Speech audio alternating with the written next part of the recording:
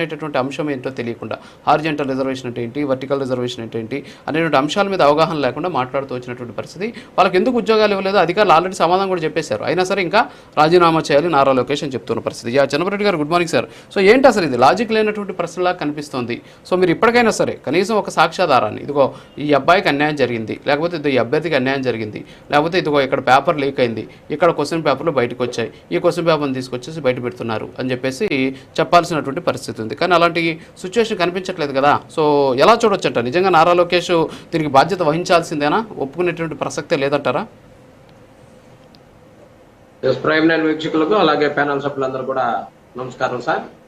రాజు గారు, ఇప్పుడు డిఎస్సికి సంబంధించినటువంటి అక్రమాలు ఏ విధంగా జరిగినాయో ప్రజలందరూ కూడా లాస్ట్ టైం ఆ అభ్యర్థులు వచ్చి వైఎస్ఆర్ కాంగ్రెస్ పార్టీ అధ్యక్షులు జగన్మోహన్ రెడ్డి గారి దగ్గర కలిసి కన్నీటి పర్యవంతమయ్యి మేము ఎంతో కష్టపడి ఎన్నో ఆశలతోటి మా జీవితాన్ని ప్రారంభించాలనుకుంటే మమ్మల్ని వెన్నుపోటు పొడిచారు అని చెప్పేసి వారి బాధని వైఎస్ జగన్మోహన్ రెడ్డి గారి ముందు చెప్పడం జరిగింది.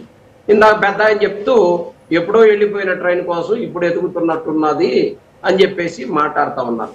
ఎప్పుడో వెళ్ళిపోయిన 1998లో ఉద్యోగాలు రావాల్సినటువంటి 4598 మందికి జగన్మోహన్ రెడ్డి గారు ముఖ్యమంత్రి అయినాక 2023లో ఉద్యోగాలు వచ్చినటువంటి పరిస్థితిని పెద్ద ఆయన గుర్తించాల.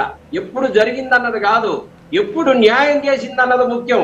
జగన్మోహన్ రెడ్డి గారి హయాంలో ఎలా జరిగినాయి ఎగ్జామ్స్, ఎలా 130,000 మందికి ఒకేసారి ఎగ్జామ్ జరిగినా 20 లక్షల మంది ఉద్యోగాలు వాళ్ళందరూ కూడా పార్టిసిపేట్ చేసినప్పటికి కూడా ఎక్కడా ఒక్క చిన్న అవినీతి మరక లేకుండా కనీసం అసలు ఎగ్జామ్ పేపర్స్ ఎక్కడ దిద్దారో కూడా అర్థం కానటువంటి పరిస్థితుల్లో కంప్యూటరైజ్డ్ ద్వారా దిద్దించి ఎక్కడ అన్యాయం జరగకుండా చేసినటువంటి విషయాలన్నింటినీ కూడా మర్చిపోవద్దండి.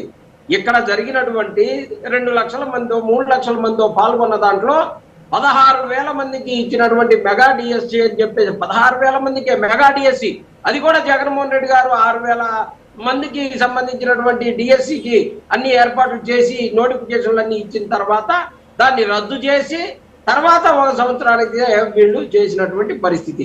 ఏది ఏమైనా న్యాయం అనేది ఎప్పుడైనా జరిగి తీరుతుంది అనేది 1998లో జరిగినటువంటి ఆ డిఎస్సికి సంబంధించిన దానికి జగన్మోహన్ రెడ్డి గారు న్యాయం చేసింది ఒక పెద్ద ఒక సాక్ష్యంలాగా ఆ పెద్దాన్ని కూడా భావించవచ్చు అని చెప్పేసి చెప్తా ఉన్నాను. అలాగే మరి ఇలా రాజుగారు ఏందో పొద్దున్నే లేవంగానే మొత్తం క్లీన్ చిట్ ఇచ్చేసినట్టే, మొత్తం కోర్టులు కూడా అసలు ఇచ్చేసి చేతులు దులిపేసుకుని అయిపోయింది, అసలు ఎక్కడా సమస్య లేదు, ఎందుకు రాజీనామా చేయాలా అని చెప్పేసి మాట్లాడుతున్నట్టుగా మాట్లాడుతూ ఉన్నారు.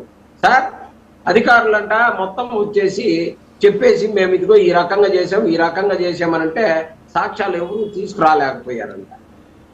ఇక్కడ అడిగేది ఏంటండి, జరిగినటువంటి అవకతవకలు ఎలా జరిగినాయి, ఎలా చేతులు మారినాయి, ఎలా ఉద్యోగాలు ఇచ్చారు, ఎలా చదువుకున్న వారికి లేకపోతే ఇంటర్వ్యూలకు పిలిచి సర్టిఫికేట్ వెరిఫికేషన్కి పిలిచి అన్నీ చేసిన తర్వాత కూడా ఎందుకు ఇవ్వలేదన్నటువంటి విషయాలన్నిటినీ కూడా మనం చూడటం జరిగింది. వాటిల్లో వీరిని పిలిచి